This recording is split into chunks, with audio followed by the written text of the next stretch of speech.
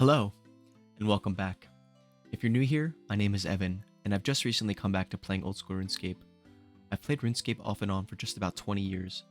I've recently set the goal to achieve my first ever Infernal cape.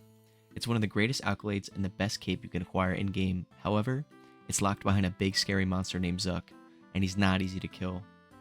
I've done my research and found the optimal gear that I can use on a budget to make my attempts at Zuck. I've obtained a few of these items throughout the series, however, I still have a ways to go. One of these items I need is an ancient blood scepter. The blood scepter requires a blood quartz, which is dropped by an agile boss named Vardovis.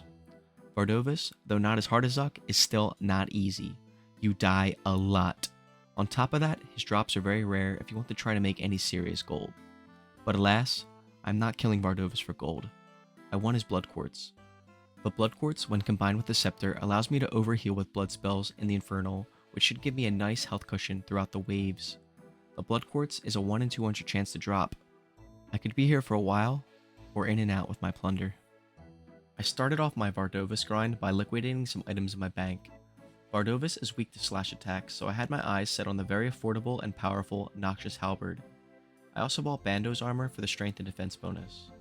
At first I thought I could get away with using a dragon dagger for my special attack, but I was very wrong. I could not afford a Void Waker, so I settled for Burning Claws, which made a huge difference. Vardovis is a very annoying boss to get to. I think the fastest way before you get this strange tablet here is to go to Chambers of Xerix, so it was really nice getting this at KC9. It sped up the process for this grind. And there's kill number 20. 25. Kill count 30. 35. And there's the big 40. Kill count 45. Here we get 50 kills. At this point, there was a chance to get it in a 1 in 50 rate. And since I did not get it on the 50th kill, I was starting to think that it might get closer to the 200 KC, which I was dreading, as this boss was very hard to kill over and over again. I had to be extremely focused, could not AFK.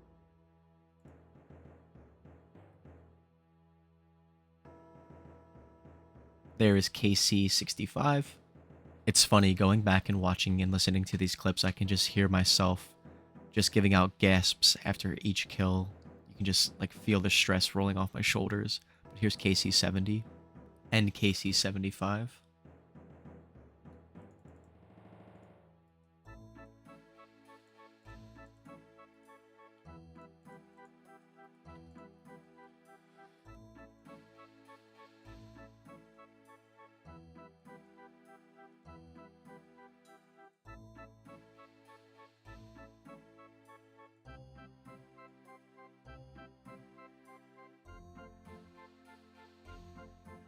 Yes, there it is. Woo! This one feels good, man. 83 of these things was brutal. This feels amazing. Went into this boss not knowing how to do it, learning it from the ground up. Found out what inventory worked for me, found out what playstyle worked for me. Died 17 times. And every time I died was an average about 230k to get my gear back. So this one feels pretty good to get under the way. This is a huge upgrade and will help me in the Inferno. I'll just send one more kill, even though we got this blood quartz. I just want to show basically what a kill looks like. I just come in, I'll spec this thing, summon my thrall, stand here. I like to stand in these. If you see the squares marked on the sides here, he has less of a chance of summoning this like thorn thing that pops up and hits you for pretty massive damage. Also, these burning claws were huge for me. They inflict burn. They do a lot of specs. As you can see, there's just a lot of shit that goes on here, and it's really hard to do while you're commentating, actually. But it's not like a walk in the park boss. Like, you have to be pretty focused and locked in.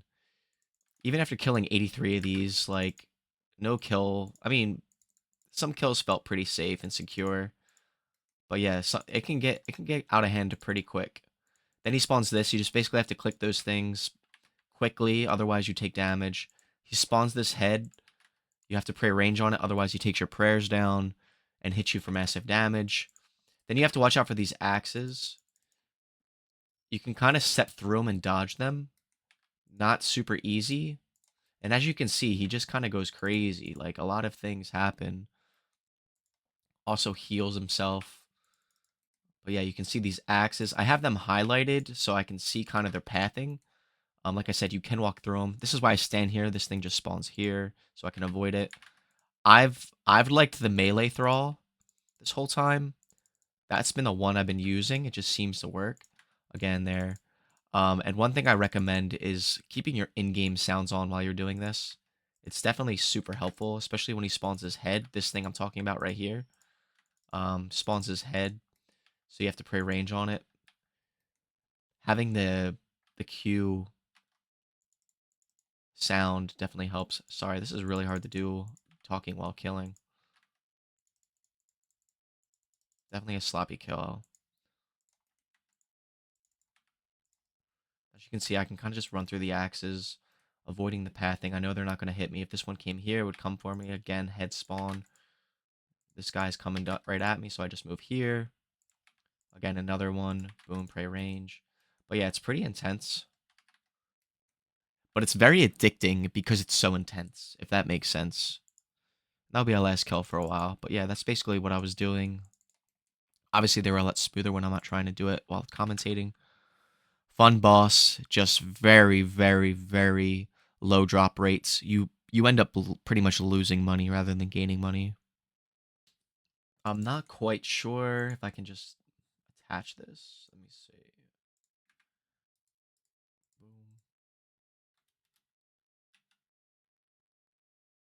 Let's go. A little animation on that.